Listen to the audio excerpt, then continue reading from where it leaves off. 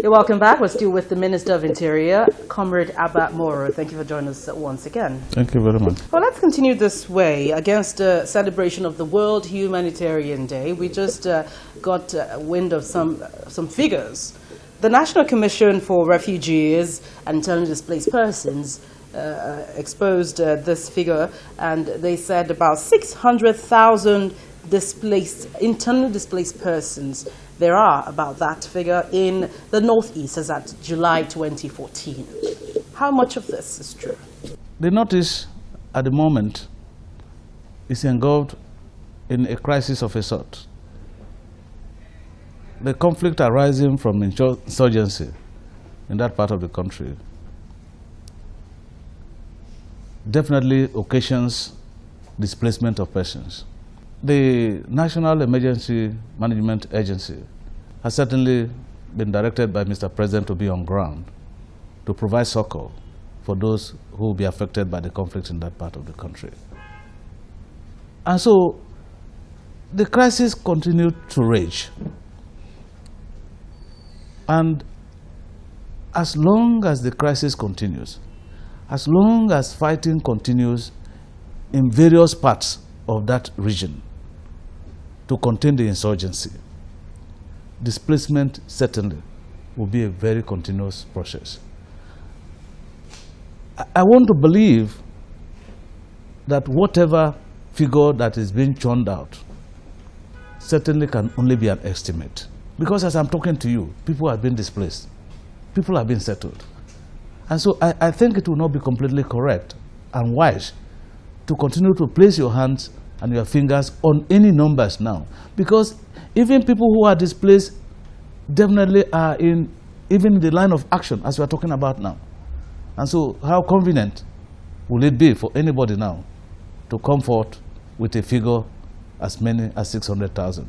I think that it is sufficient for us to agree that because of the crisis that is raging in that part of the country, that certainly some persons have been displaced by the day and by the hour, but that the federal government is taking every necessary step to ensure that pending the final resolution of the conflict, that people who are displaced are sufficiently taken care of. You know, this issue is one that brings a lot of worry in the minds of Nigerians, locally and internationally. And so we always wonder how much security do we have in Nigeria to really, or how much equipment or infrastructure, all the challenges needed do we have, to really tackle this insurgency matter? I think that the military high command and the President of the Federal Republic of Nigeria have consistently informed Nigerians and the international community that we are sufficiently mobilized to contain the conflicts arising from the insurgency in the Northeast. No country certainly comes to an exhibition to display its military hardware. No country, especially in a conflict situation, counts the equipment in the full glare of the public of what they have to contain an insurgent situation. All I can say is that people have been unnecessarily unfair to the Nigerian military because of the protracted nature of the current insurgency, to say that the Nigerian military is not properly equipped to contain the situation in the Northeast. Granted that casualties occur by the day, people are killed, but efforts are also on ground to put a stop to the insurgency that we have. If you look at it from the point of view of Nigeria's continued participation in the resolution of conflicts outside the shores of Nigeria, if you also juxtapose it against the successful prosecution of the 30 months civil war in this country, it is only fair to extrapolate that the Nigerian military has the capacity to end conflicts when they occur. Except that when conflicts of this nature of insurgency that is guerrilla-like in its tactics occurs within the territory of Nigeria, and the safety of the ordinary Nigerians that are not involved in the conflict becomes a priority in containing the situation, there is a possibility and tendency that these things will prolong to a level that people do not ordinarily expect. If you watch it every day information comes out to indicate either the capture or the decimation of the ranks of the insurgents. And they are displayed every day.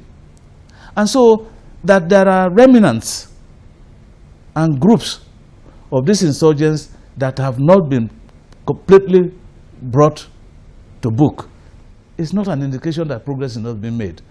Every day, every week, out of every operation, one level of insurgencies group is identified and either arrested or being prosecuted or being displayed among members of the public, and confessions are being made, which leads gradually also to getting to the root of the insurgency. And so I think that what we require at the moment is some level of understanding, is some level of cooperation, some level of support for the officers and men that are in the field out there fighting to bring peace to that part of the country and to the entirety of Nigeria so that they can successfully prosecute this war. So you're satisfied in some way with the progress you're making, is that what you're saying? Of course, because if we are fighting a group of terrorists, a group of persons that have taken arms against the state, that have continued to cause mayhem in the land, that continue to instill fear in the minds of the people, that continues to kill people innocently, and you mobilize against such persons, and by the day, you continue to identify and pick out the commanders, the leaders of the groups, and people that perpetrate this heinous crime against humanity. It is heartwarming that they are being identified and picked out, because gradually, as a matter of time, the ranks and file of these insurgents will certainly be brought to book. And it's only at that point that we can say, Uhuru, that we are there. And so I hope very sincerely, and it is the prayer of the average Nigerian, that the current onslaught against the insurgents will be successful, and that very soon peace will return to that part of the country. So if you're satisfied with that, are you equally satisfied with what's happening in the prisons? Because we have a lot of inmates being displaced and we have congestion. How would you explain that situation? I think that the issue here is not a matter of being satisfied with the situation. It is a matter of being satisfied with the right things that are being done to correct the situation. So how would you explain what's happening in the prisons? Our prisons today certainly would not ordinarily present a picture of an ideal prison. And I have consistently said here that, one, our prisons are congested. We have more awaiting trials in our prison than we ordinarily should have. We don't have enough facilities in our prisons to make our prisons the ideal rehabilitation reformation center that we have. But I also insist that this problem was not a problem that was created by the present administration. It's a problem, it's part of the whole gamut of problems confronting us as a nation that we have inherited, and that we are making very strenuous efforts to bring the situation to normal. For instance, we have taken steps to construct more prisons, to complete prison projects that have been abandoned since 1981. The last one that I commissioned was in Nnewi, a prison facility whose contract was awarded by the government of Alhaji Shehu Shagari in 1981, but literally abandoned, that we had to go and take up and complete. We have a similar prison facility in Kutunkarufi, which we identified almost immediately that old prison was attacked by hoodlums and freed some prisoners. We have a similar prison in Gashua that we are completing now. And before the end of this year, these prison facilities that I'm talking to you about will be completed and ready for occupation. On the other hand, outside the purely custodial arrangement that we are making to free our prisons of congestion, an interministerial committee approved by Mr. President had just completed its assignment, whose basic term of reference was to identify non-custodial means of meting out punishment to people that are infracted on the laws of the land, which will involve the categorization of crimes, which will include also categorization of persons that are in the prisons. And so we are looking at the possibility, for instance, of people who have stayed in the prison for a sizable number of years, whose conviction will ordinarily have even taken effect from the time they were incarcerated, that they would have ordinarily have been freed, even if they were convicted. People whose crimes attract a jail term of 2 years, but have spent 5 years in the prisons, certainly deserve some level of attention. And so by the time we implement all these arrangements that we have put in place, we expect that our prisons will contain only prisoners that ordinarily should be in our prisons. We are also looking at the possibility of a private-public partnership arrangement in the management of our prisons. We have had meetings with our South African counterparts where the use of the private-public partnership arrangement in the management of prisons is in vogue. We have looked at the British system where a similar program is in place. And today, by the time we complete our complete arrangements with them, certainly a new phase in addressing our prison situation would have arisen. But much more importantly, that we have reached an advanced stage in the procurement of the e-prison arrangement technology for our prisons.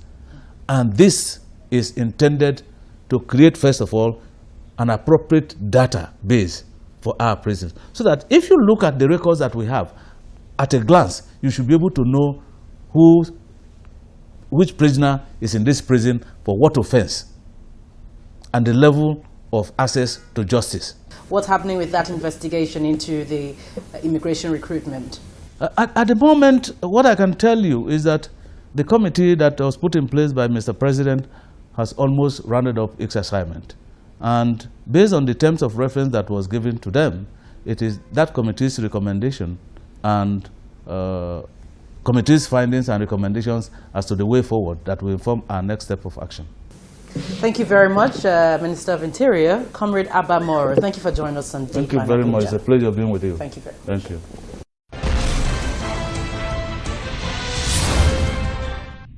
Well, that's as much as we can take this week. Keep your views coming using the address and Twitter handle on your screen. And don't forget, you can view the program on youtube.com/channelsweb/videos. And you can make your comments after viewing the current as well as older episodes of the program. Thank you for watching this week. I'm Gloria Umezuki. Thank you for watching. See you again.